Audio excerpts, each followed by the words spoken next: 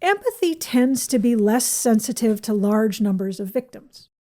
And this is another one of those weird idiosyncrasies of the human brain.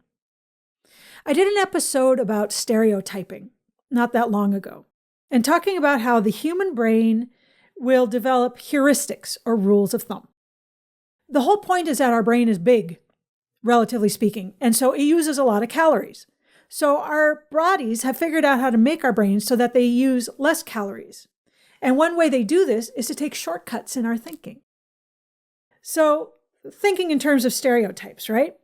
If you're dealing with the human brain and you're making decisions about people, the first time you do it, it'll be, well, this happened, which made me think this, which made me think this, which brought me to this.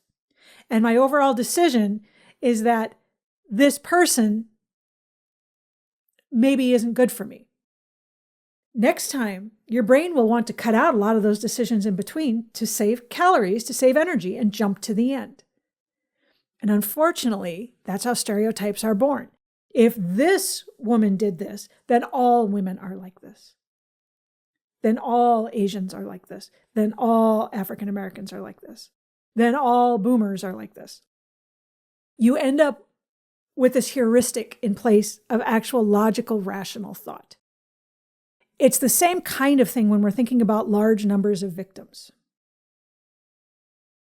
Joseph Stalin said that a single death is considered a tragedy, but 1 million deaths are considered a statistic. And that makes me cringe to even say it, but it is the way our brains handle it, because a single person, we can see that person as an individual, as a person, as someone we know. 1 million people is just more than we can get a hold of.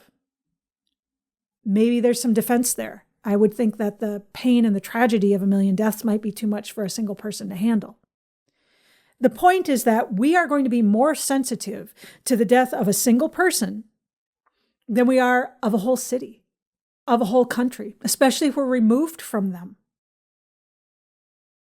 If there's a natural disaster, hurricane, tornado, earthquake, fire, and the news shows this person, an individual that lost their house, that lost their life, that lost their livelihood, that's going to have more of an impact on our empathy than if it just puts up statistics that 27 people in the town of Pumpkin Center died due to this tornado.